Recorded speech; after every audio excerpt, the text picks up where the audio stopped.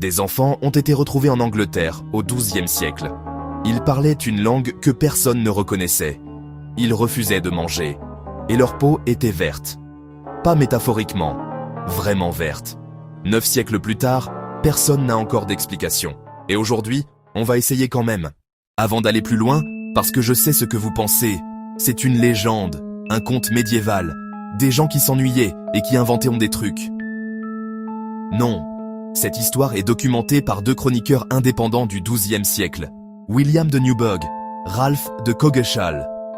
Des historiens sérieux, qui ne se connaissaient pas, qui ont écrit la même chose. Ce n'est pas un mythe, c'est un fait historique non résolu. Mais pour comprendre à quel point cette histoire est bizarre, il faut d'abord comprendre dans quel monde elle se passe. Angleterre, 1138. Le pays est en guerre civile depuis 3 ans. On appelle cette période l'anarchie. Et ce n'est pas une métaphore poétique, c'est littéralement ce que les historiens ont décidé d'appeler cette époque. Le roi Étienne et l'impératrice Mathilde se disputent le trône. Les barons font ce qu'ils veulent. Les paysans souffrent. Les routes sont dangereuses. Les villages s'isolent. Des familles entières disparaissent sans laisser de traces, déplacées par les conflits. C'est important, retenez ça.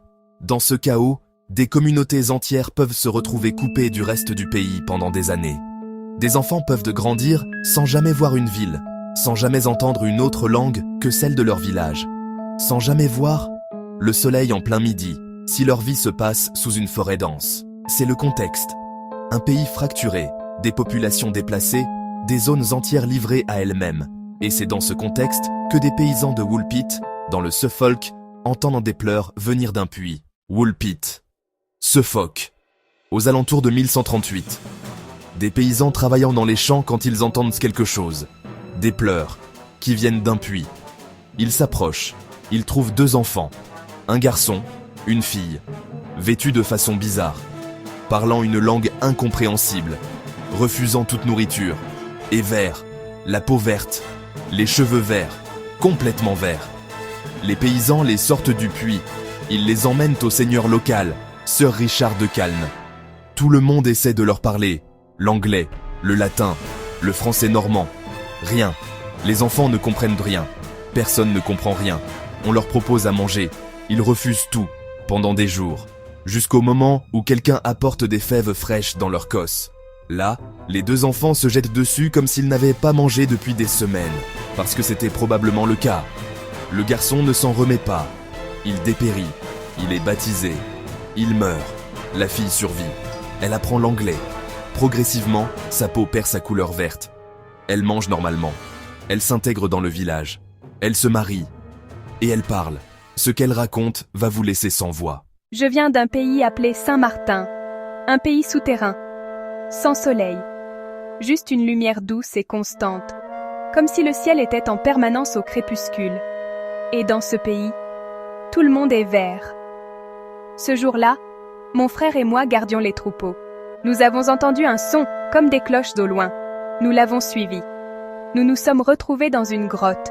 Nous avons marché longtemps dans le noir. Puis une lumière aveuglante, un bruit assourdissant. Et nous sommes émergés à Woolpit sous un soleil que nous n'avions jamais vu. Mais d'abord, qui était cette fille, après?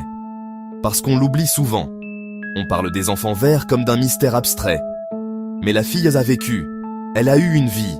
Et ce qu'on sait de cette vie est, à sa façon, aussi étrange que l'histoire elle-même. Ralph de Coggeshall, l'un des 2 chroniqueurs, précise qu'elle était connue dans la région sous le nom d'Agnès. Elle travaille comme servante chez Sir Richard de Calne, l'homme qui les avait recueillis. Elle apprend vite. L'anglais d'abord, puis les usages locaux, les codes sociaux, la religion. Elle est baptisée chrétienne. Mais Ralph de Coggeshall ajoute quelque chose d'intéressant. Il dit qu'elle était plutôt effrénée et lascive dans son comportement. Ce sont ses mots, pas les miens. Traduction en 2025. Elle ne rentrait pas dans le moule. Elle faisait ce qu'elle voulait.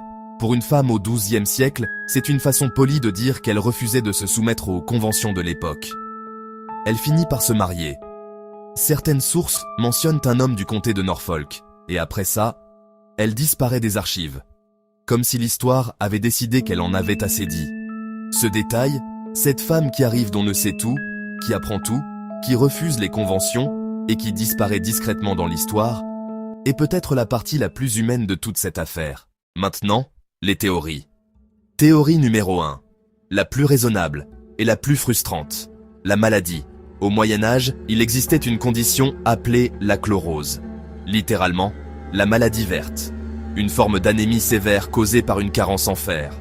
Elle touchait principalement les enfants et adolescents malnutris, et elle donnait à la peau une teinte verdâtre, parfois très marquée.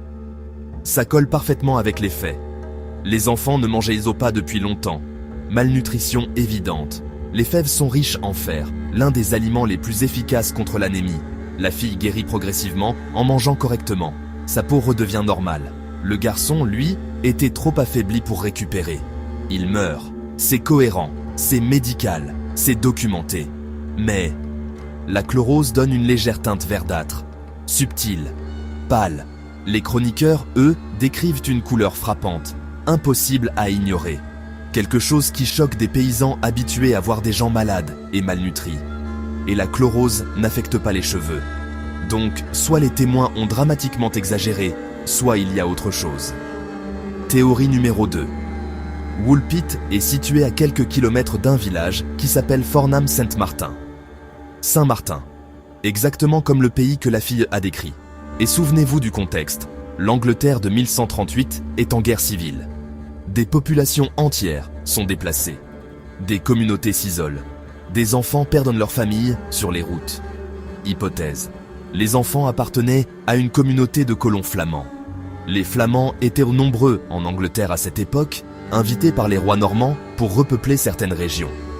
Ils parlaient le flamand, une langue que personne à Woolpit ne connaissait. Leurs parents sont morts, dans les combats, de maladies, peu importe. Les enfants errent seuls dans les forêts du Suffolk pendant des semaines. Malnutris, désorientés, traumatisés, la forêt dense et sombre devient dans leurs souvenirs un monde sans soleil. Les tunnels naturels sous les champs deviennent la grotte.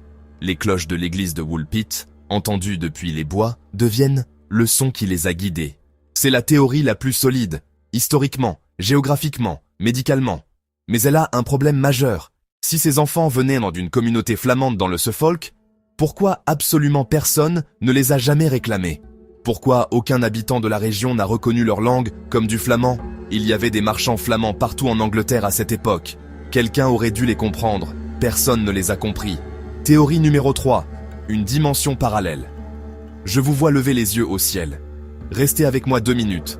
En 1998, un chercheur nommé Paul Harris publie une étude sur cette histoire. Il la rapproche de dizaines d'autres récits médiévaux européens décrivant des êtres de l'autre monde émergeant de la Terre. Des gens qui parlent de royaumes souterrains, de lumière sans soleil, de passages cachés dans des grottes. Ce n'est pas isolé à Woolpit.